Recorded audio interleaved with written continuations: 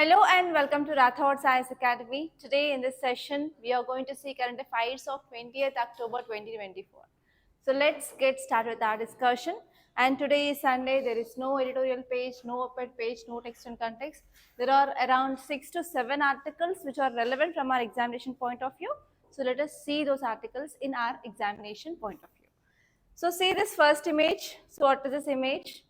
One sea, and you can see like some warships that you can see here, and even there are some guided missile destroyers that you can see. So they belongs to US.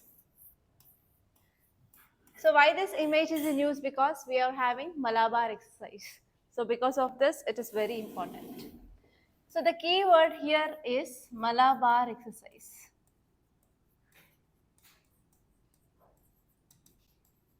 So whenever we are having this kind of exercise in use, you have to see which exercise is this, like whether it is army exercise or navy exercise or air force exercise. So this is the first important thing that you have to know. And second one is you have to see which countries are members of this exercise. And you have to see aims and objectives of this exercise. So these three are the important things that you have to focus from this image point of view. And you can expect prelims based question here, not from mains based question, but you can see the prelims based question. And every year UPSC will be asking at least one question based on the exercise which are in that year news. Okay. So actually this is 28th. This year marks 28th edition of Malabar maritime exercise, and this exercise which had been initiated in year 1992 as bilateral exercise. So first it is a bilateral exercise between India and US, but later on countries like Japan also joined, and it became a 3-member countries exercise, and later on even very recently Australia also joined this. So now it is a multinational maritime exercise. So actually this exercise which is focusing on Sagar, that is India's vision of security and growth of all in this Indian Ocean region. So this is Sagar initiative of India, and this exercise is supporting this Sagar vision. And next important thing that you have to remember is, so this exercise started on October 8th and it is going to happen until this October 18th, which had been recently concluded. So what is the important objective of this year exercise is to enhance understanding, to increase collaboration between the member countries, and as well as we have to address this common maritime challenges. So can you tell me some examples of common maritime challenges that we are facing? Piracy, terrorism, next climate change, next security issues. Okay, so what are the key features of this exercise is, so actually this will be conducted in 2 phases. One is at harbor level, harbor is nothing but near the ports, and next one is inside the sea. So in this exercise we can see like member countries, they will bring their special equipments and they will showcase weapon firing, how they will be firing the weapons, and they will also focusing on anti-air and anti-submarine warfare drills, and even especially the equipments that will be used by the member countries in this exercise is destroyers, frigates, corvettes, and also long range maritime patrol aircrafts, jet aircrafts, helicopters, submarines. So all these had been participated in this year exercise of different countries like either US, India, Japan and Australia. And there is one more very interesting image. So what is this image is talking about? What is this image is about? Martial arts. So can you tell me the example of that martial arts in India? It is Kalaripayattu. So from which state is famous from? Kerala. Okay, so in your art and culture you have this topic called as martial arts. So martial arts, it is from your art and culture point of view, from your history, and in that martial arts you have to see name of that martial arts and from which state it came from, and you have to see important features of this martial arts. So if you do notes like this, then your work is done for this martial arts. And there will be a prelims question from this art and culture for sure. At least every year 4 to 5 questions from your art and culture you will be getting from prelims. So you have to make your work simple, like you have to make the charts and you have to use maps to remember them effectively. So for your memory purposes, you can use maps and as well as tables, and multiple times you have to do the revision so that you can remember them from the long period of time. Okay, so what is this Kalari or Kalaripayattu? It is a traditional martial art which had been originated popularly. It is practiced in state of Kerala, as you said. So if you see history of this Kalaripayattu, it is related to mythology. Mythology, that was like, it was started by one warrior sage called as Parshurama, and he is the promulgator of this Kalaripayattu in Kerala. So there is also one movie in Telugu which showcase about this Kalaripayattu. So what is that movie? Any idea? Mansara. So that movie which shows about this Parshuram, how he started, and even how he will be teaching his disciples, and that thing that they mainly show. So if you want to know exactly about this Kalaripayattu, at least in YouTube, please type this and see how this Kalaripayattu will go on. And next, Kalaripayattu is also composed of, it is mainly composed of two words. First one is Kalari. Kalari means nothing but the place of combat. Payattu means meaning fighting in Malayalam language. So actually in this Kalaripayattu we have 4 stages. So first one is we have to make our body for doing this kind of things. That is called as my Payattu. And next one is Kolthari. Kolthari is nothing but we have to know how to use this weapons which are made up of wood, that is wooden weapons. And next one is Angathari. Angathari is now we will be moving from using of wooden towards metals. We will be knowing to how to use the sharp metallic weapons. And fourth one is bare-handed defense and attack. So if in the course of fighting, if you lost those wooden weapons or if you lost those metallic weapons, how you have to use your body to fight against, or how you will be using your body to attack the other people. So these are the 4 stages of this Payattu, that is fighting in this Kalari. And even not only men, now women are also going for training in this Kalaripayattu. So because of this, the image that I shown is women who are practicing this Kalaripayattu. Okay, so that is the thing. And see this article, it is very important. 2 ITBP men killed in Chhattisgarh Maoist attack. So what is happening in this Chhattisgarh? Recently, how many Maoists had been killed by our government of India in anti-Maoist operations or anti-Naxal operations? More than 50 people they had been killed. So now again they went for operation. So in this operation, unfortunately, our 2 ITBP soldiers they had been killed, and even other 2 personnel they had been injured. So what is the keyword here? Here you have to see about this ITBP. So what is this ITBP? Indo-Tibetan Border Police, right? And here you have to see about Naxalism as well. Okay, so where you will be studying about this ITBP in GS paper 3, we have internal security, right? So in that security, you will be knowing about this CAPF, Central Armed Police Forces. So this ITBP is one of this CAPF. So which comes under which ministry? Ministry of Home Affairs. It is very important. It will not comes under Ministry of Defense. It comes under Ministry of Home Affairs. And from Naxalism point of view, you will be studying this topic in your again GS paper 3 under international relations. Here you have to understand what is the meaning of this Naxalism, and again the same story. What are the causes of this Naxalism? And you have to see what are the operations taken by our government of India in the recent past. And you have to see what are the policies and measures came up by government to control this Naxalism in India. And you have to see role of security forces. And here you have to see role of state police forces and as well as central armed police forces. Okay, so here in this CAPF, you have to know about this ITBP now. Clear?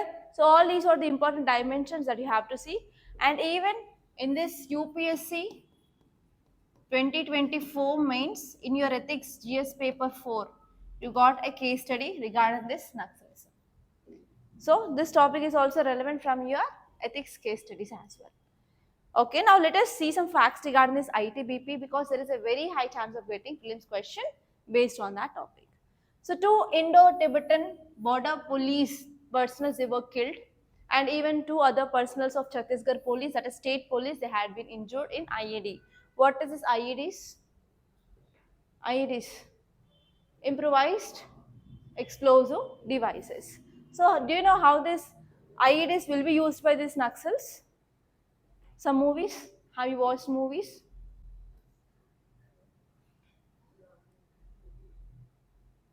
So they will go for digging of soil. In that soil, they will be placing this IEDs. What happens whenever this police forces or whenever this armed forces, whenever they are going for any movements or operations, what happens if they accidentally keep the leg on that? What happens? That will be bursting. So here you have to know about even IEDs as well. So there may be a question regarding IEDs. Why still they are using this traditional IEDs? What is the reason? And from where they are getting the procurement of these IEDs? Because they will be living in the jungles or the forest. But how they will be getting this? So do you got this doubt? Like, yes, they will be staying in the jungles, but how they will be getting the guns? How they will be getting the bullets? How they will be getting this IEDs? What is the source of weaponry for them? Okay, local people. So how this local people will get that kind of devices? Okay, local people will be supporting these people in the case of money, in the case of food, etc. But what about this IEDs? Okay, think about this after this class. Even there is a chance of getting a case study regarding IEDs, how they are procuring these IEDs, and as a police officer, how you will be controlling this procurement of these IEDs for this Naxal people. Okay, think about this and let me know.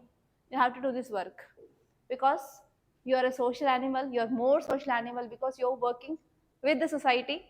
So here you have to understand every dimension of people, every dimension of society. So if you have this general knowledge, then you can go for efficient public service delivery. Okay, so if you're doing well, and even on civil services day also you will be getting awards. Okay. Okay, so say this ITBP, so that is Indo-Tibetan Border Police. It is one of the central armed police force of India, and this police force which is specialized in mountain force. So if you see Indo-Tibetan border, where is this Indo-Tibetan border? That is India and China border, right? So we have Himalayas. So Himalayas are mountains, right? So they are specially trained to how to work in this mountain regions, and most of the officers and men, they are professionally trained mountaineers and as well as skiers. So when we came up with this establishment of ITBP in year 1962, what happened in this 1962? Indo-China war. At that time, we understood that yes, we need to protect our border with China as well. And this China border is very challenging for our forces because we are having mountains. Because of that, we don't have the clear-cut boundary as well.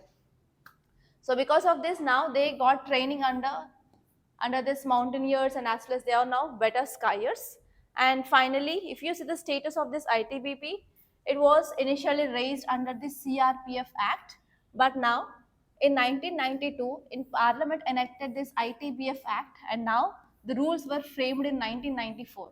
So earlier, this that is ITBP that comes under CRPF, but now they are coming under this CAPF because of this ITBF Act of 1992. And after this enacting of this act in 1994, we came with the rules. And the important motto of this ITBP is Shaurya, Dhirta, Karma, Nishta. So what is this word? Shaurya, Dhirta, Karma, Nishta. That means valor. Shaurya means valor, and Dhirta means determination. Karma is devotion towards duty. Karma Nishta means devotion towards duty. And under which ministry? Ministry of Home Affairs. And very important article of the day, it is about Kala-azar. So title says India to seek certification from WHO for eliminating Kala-azar. So what is this Kala-azar? Kala means, it is also called as black fever. So what happens, do you know with which organism we will be getting this Kala-azar disease, which is caused by, uh, which is caused by, okay, so keyword is Kala-azar. So from which subject you will be reading this kind of diseases? Yes, GS paper 3 under science and technology. Okay, so what are the dimensions you have to see?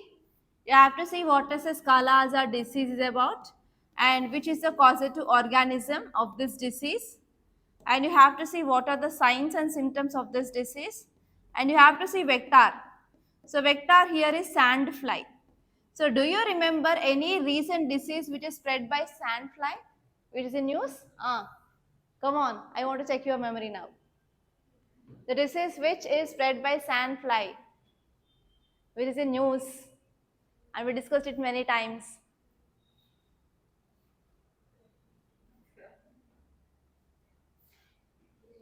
Recent disease in news, I think it is not more than like 1 month I discussed that. Tell me now. Monica.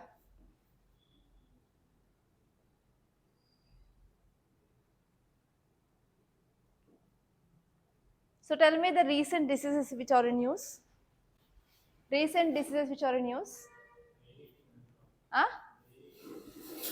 Okay, male-needing amoeba, it is caused by amoeba. It will spread because of swimming in contaminated water. That is not caused by sandfly. Next.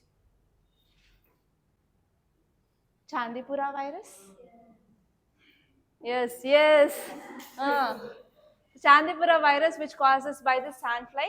Again, this Kala-azar will be caused by sandfly. So how you will be getting question is, consider the following diseases which are spread by sandfly. And they'll give 2 or 3 options like brain-eating amoeba, Chandipura virus, Kala-azar, Nipah virus, like that. And they will ask whether to choose the correct things or incorrect things. Okay, so you should not forget like this. What are the things that are caused by sandfly? So make a list. Okay, now because of this Kala-azar which is mainly spread by the sandfly, there is a high chance of getting question regarding which of the following diseases are caused by sandfly.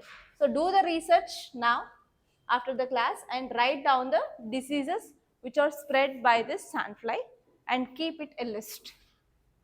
Okay, this is one of the most highly expected question in your prelims. And next one is here you have to see elimination of Kala-azar in India.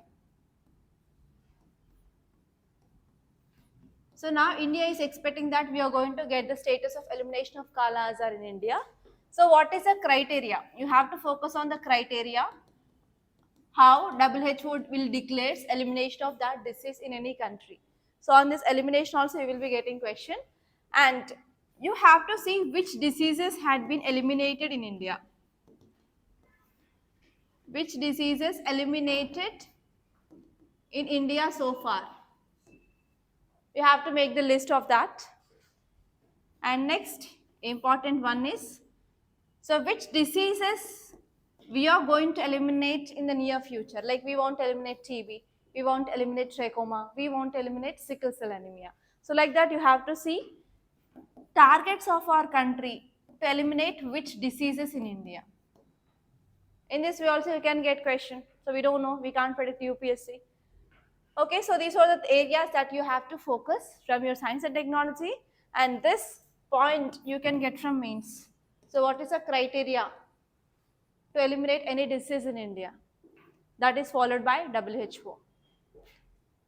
Okay, let us see the context why it is in news. India is on the verge of eliminating Kala-azar.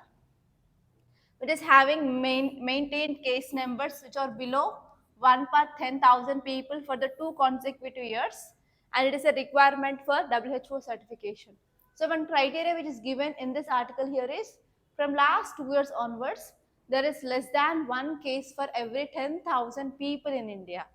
So it is a requirement of WHO certification which had been satisfied by India. So India is in a verge of getting the status of extinction of Kala-azar in India. So this disease, which is mainly seen in which states?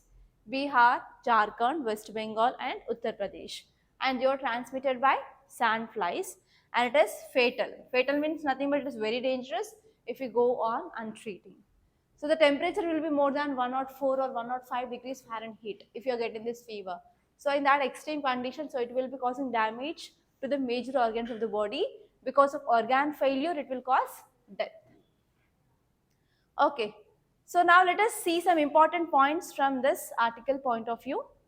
So here this article is saying that it is very important to get this WHO certification, because achieving this WHO certification, which will validate India's public health efforts and the position of the country as a leader of combating a neglected tropical disease. So again one more keyword here. What is this neglected tropical disease? Tell me now. Neglected tropical diseases. So did we studied about that topic earlier in our current affairs class? Neglected tropical disease. I gave you homework also initially. What is this tropical neglected disease? And I said to write down the examples of tropical neglected disease, and I also gave you homework like why we are neglecting those diseases. What will be the impact of neglecting those diseases? And today again I will be going to give you a question on that, because recently in our one of our editorial also, so there was some discussion about this neglected tropical disease. We are neglecting these diseases, because of that there is huge burden on the families, and even there is increasing of debt trap. Okay, so I will be giving you the question on this. Don't worry about this. After this class, you can write aram se. You can go to the Google and you can search the things and you can write answer. Okay, if I give work, then only you will be getting empowered. I will be following Socrates. So what Socrates said, I will be following Socrates. So if I ask question, then only you will do the work. Then only you will be getting empowered. Or else you won't. I will be also following Socrates and thinkers from now onwards. Okay, I want to make you empowered. Or else you won't appreciate the state. State is now nothing but me here. Okay. So next one is impact of vector control. So how can we decrease this disease? So what is the important steps taken by our government to decrease or eliminate this disease? So the important vector of spreading of this disease is sandflies. So whenever we are controlling this vector, can we control the spread of this disease? So our government focused on especially managing of sandfly populations. So can we use any science and technology techniques here to control this vector-borne disease? So vector here in this case is sandfly. So can you tell me some examples of other vectors which are causing diseases? This also I gave homework initially. Okay, fruit eating bats. Apart from that, mosquitoes. So how we are controlling the mosquitoes population? I said how we are controlling mosquitoes population by using science and technology. Number of times I said in our current affairs class, especially on Sunday's newspaper analysis. So which technique we are using? Wolbachia? Yes or no? Wolbachia? What is that Wolbachia? We are using virus to control reproduction in this mosquito. And this one is even we are going to use the science and technology tools to control female population. Yes. So again we can use science and technology to control the sandfly populations, so that we can address this problem of disease which are transmitted by this sandflies. Okay, and even we have to give the importance for this environment and as well as public health strategies, so that we can control this transmission of these infections. And this one is even we can also focus on healthcare infrastructure. So why there is declining of these cases? So actually this data is saying that from last 2 years. So what is the year now? 2024. So if you go back to 2 years, that means from 2022. So what happened before this 2022? You can go back to 2019, November and December, COVID-19. So after this COVID-19 only, we know that we are having lots of loopholes in our healthcare system. And by this time, we focused on improving of our healthcare system. And it is also one of the contribution of our government which led to decreasing of this sand fly infections causing this Kala-azar. And this one is even government is focused on community awareness to focus on the disease prevention.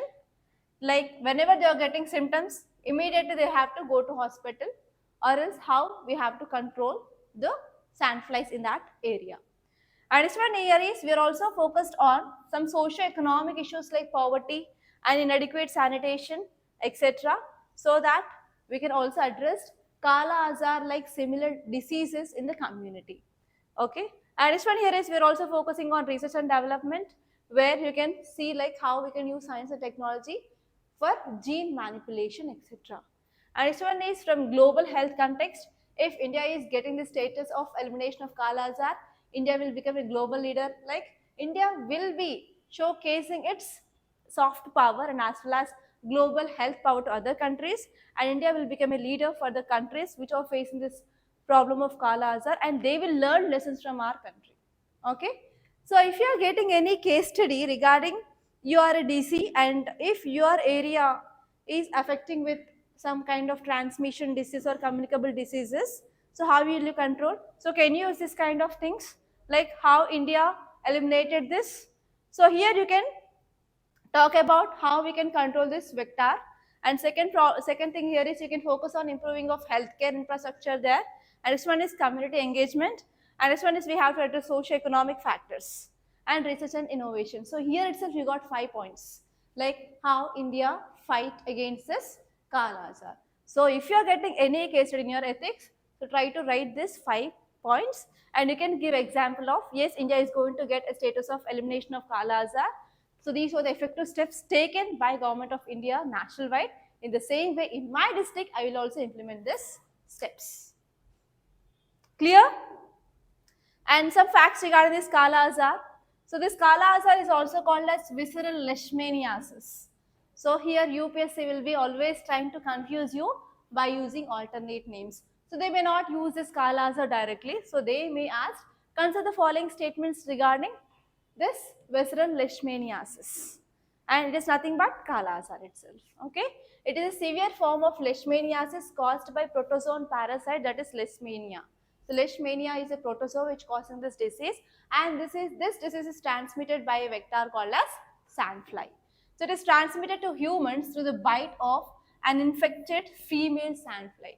So here again they will ask that it is caused by biting of male sandfly. It is not male, it is female. Always wherever you go, female won't leaves. Okay. And next one is, if you see the signs and symptoms, it is characterized by irregular bouts of fever. So we will be having like different spikes of fever. So within minutes you will be getting like higher fever spikes, and after some time you will be getting like very low temperature. So you'll be having spikes of fever in this Kala-azar. And because of high fever, obviously you will be feeling dehydrated, so there will be weight loss, and even there will be spleen swelling and as well as liver swelling, and there will be severe anemia if you are going for untreated, and that can also lead to death if you are going for untreated within 2 years of time. And how you can diagnose? Yes, we can go for serological test, and we can use RK39 diagnostics test to identify whether you are having this Kala-azar or not. And this Kala-azar, it is endemic in 75 countries. It is very important. It is not only present in India. So 75 countries across the world, they are having this Kala-azar disease across Asia, Africa, Americans, etc. And it is also causing 18% of global burden in year 2020. So this point is again very important from your prelims. So they may ask you that Kala-azar is endemic in India, China only, or India, Pakistan only, India, Bangladesh only, or else it is endemic in India only. It is not only in India, but even it is seen in other 75 countries. So see this article. So Vijay Kishore Rahatka to be new NCW chairman. So actually, if you are preparing or if you are writing for other competitive examinations also, you will be getting this kind of questions. Who is the chairperson of NCW or new chairperson of NCW? Just remember this fact. So here you have to focus on NCW. What is this NCW?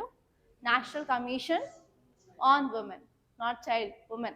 So here you have to see what is that National Commission of Women and what are the roles and responsibilities of this commission, and you have to see like who are the members, because it is a part of your polity also.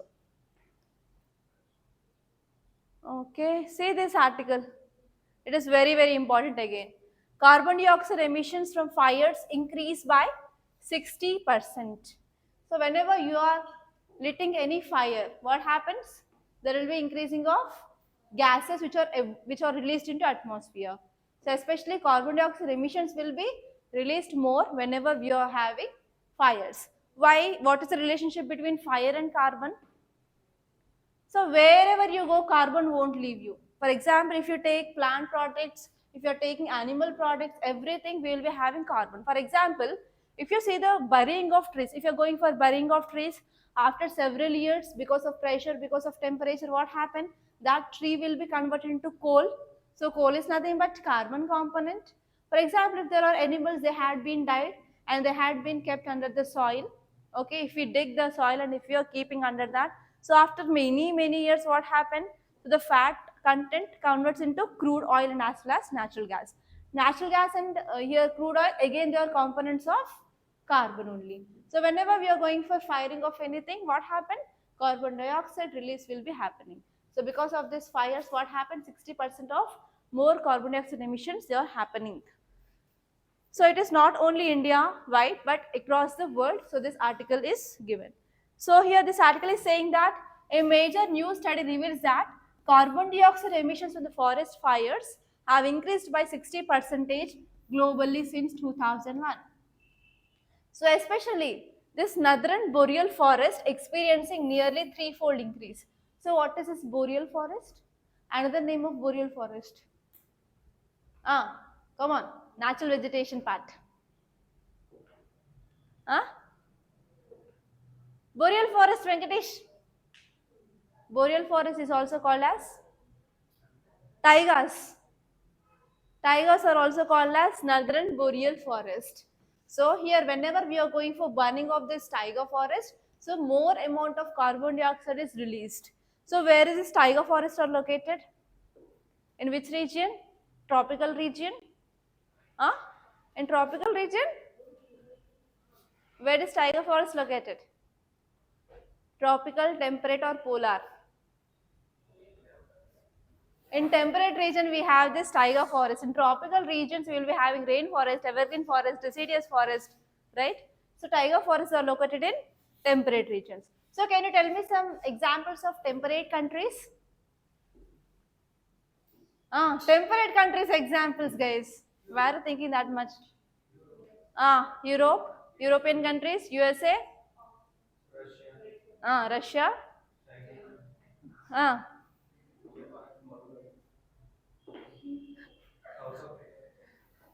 okay. So actually this article is saying that there are vast pyromes. So write down this word pyromes. Pyromes. So vast pyromes are happening in this taiga region, especially in this Eurasia, North America. So here what happens, this study is saying that whenever there is large amount of fires, that is called as pyromes, is happening in this temperate region where this burning of taigas is happening, that will release more amount of carbon dioxide into atmosphere. So here what is the need? The need here is we have to take urgent climate action. So urgent climate action need to be taken in the temperate regions than compared to the tropical regions, so that we can control this global climate change. So can we relate this with INDCs? So India comes under tropical region, right? So can we connect between tropical versus temperate countries now? So who have to take the more amount of steps? Temperate regions because of this study. And if you see the carbon dioxide emissions, so which countries are releasing more amount of emissions? First country is China, US and India. India is having the third place. So here compared to that of India, now US need to take more steps or not? Yes. If you are connecting this study, will they come forward to share technology and finances with these least developing countries? Again, we have to see there is one more dilemma. So if this study will be taken into consideration, if this is taken into consideration by this Temperate countries, will they provide finance and technology transfer to these less developing countries and least developed countries which are present in the tropical regions? Again, I want to leave this for you and develop your own perspectives. So just I am giving hint here. Okay, so this article is saying that there is rising of emissions. So 60% of increase in global carbon dioxide emissions from forest fires since 2001 onwards. And actually if you connect, because of this heat waves this year, especially there were a lot of amount of forest fires that had seen in Europe. Yes or no? Again, that led to increasing of emissions. So because of emissions again, global warming. Because of global warming, again climate change. So now we have to take urgent steps to control this. Especially if you want to control this climate change, first we have to control this forest fires. So forest fires, it is also one of the natural disaster. You will be studying in your disaster management, right? So there in impact, you can write about this article, yes or no.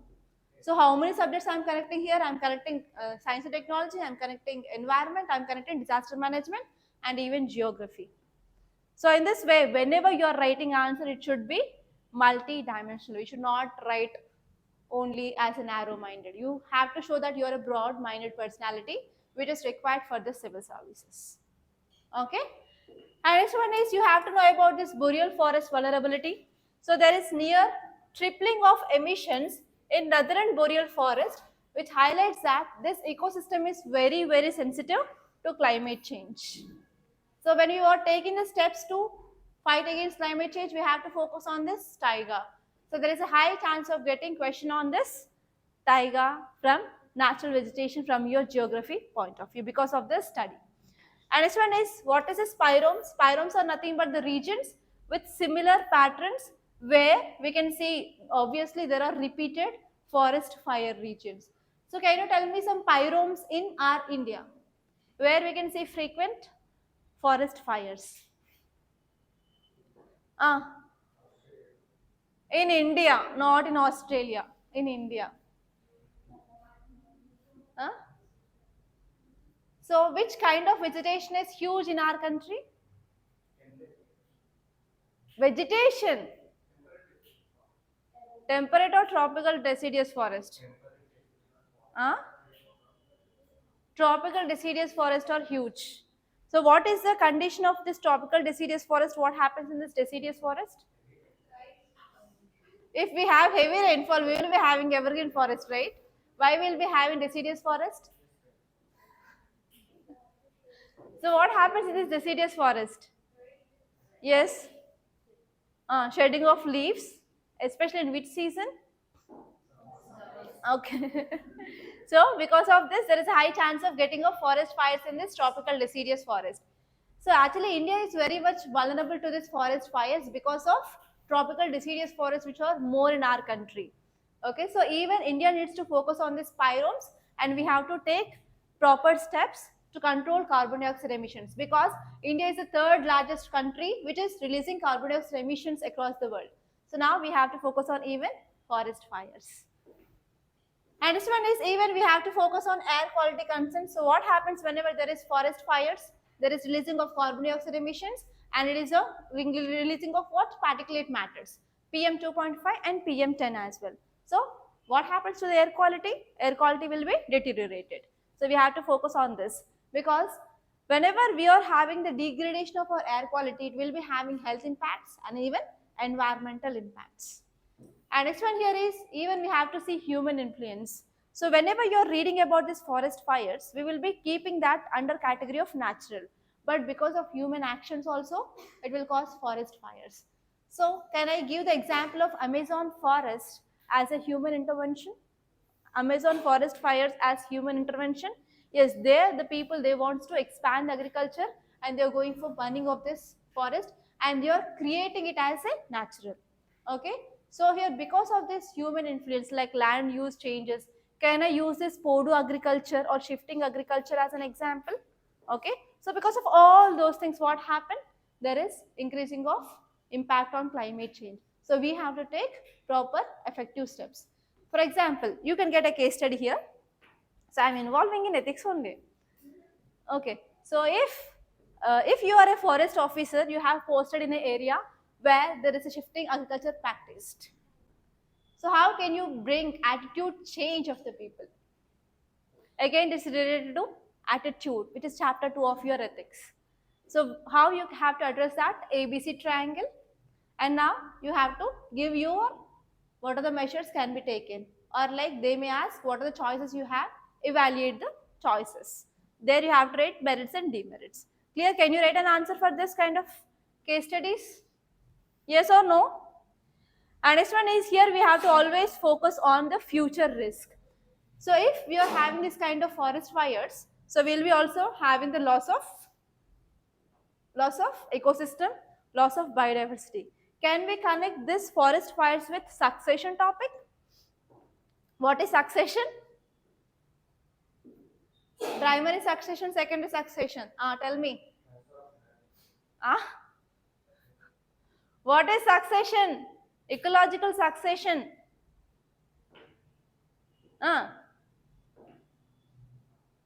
So forest fires, which comes under primary succession or secondary succession? Secondary succession. Okay. So revise this topic also, succession.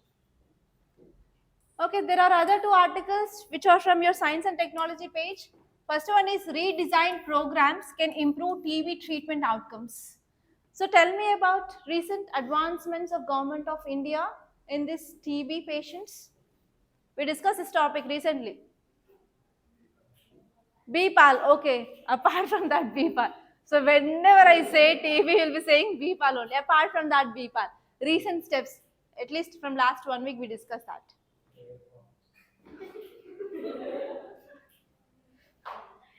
So what are the programs regarding this TB elimination in our country? Huh? Okay, PM TB Yojana. Okay, next.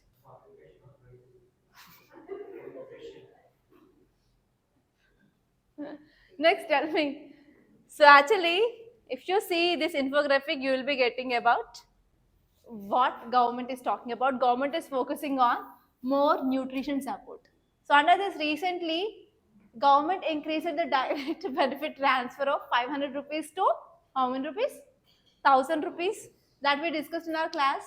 And even we came with revising of Nikshay Poshan Yojana program, and we are focusing on increasing of risk of adverse outcomes. That means we are focusing on especially BPAL initiative. So whenever we are focusing on BPAL, there is decreased incidence of ADRs, adverse drug reactions, that we discussed.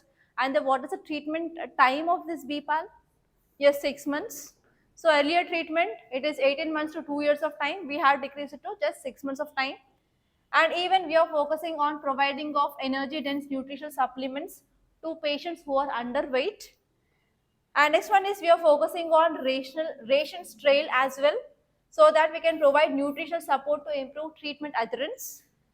And next one here is we are focusing on decreasing of undernutrition in these TB patients. Okay, so these are the some things that you have to make a note. So after once this class is done, so try to write all these points in your current affairs notebook where you are writing about the target of eliminating TB in India. Okay, it is very important, guys. And there is one more article here.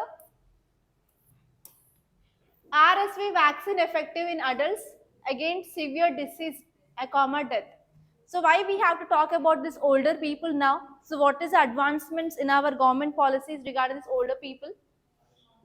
Ayushman Bharat. In Ayushman Bharat, government said that we are going to give insurance for 70 plus years who are eligible under this scheme. Not for everyone. Who are eligible under this scheme, they are going to get. So if you are implementing this, what happened? There will be increasing of burden on government for sure. Yes. So because of this, now we are going to have one RSV vaccine. So this RSV vaccine is nothing but respiratory syncytial virus vaccine, and this vaccine is very effective in especially older adults. Especially they can come out of immunocompromising conditions. So this vaccine is providing approximately 80% of protection from the disease to this elderly people.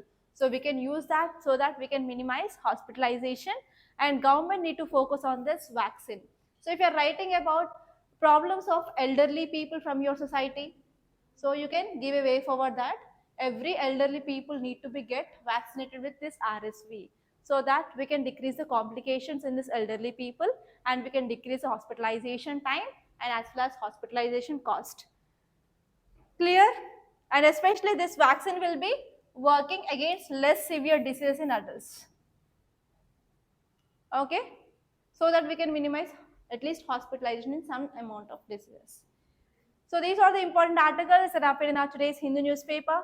So by this I'm concluding, and thank you so much guys for watching this class, and please do like this class if you really like this class, and do subscribe to Rathods IS Academy, don't forget.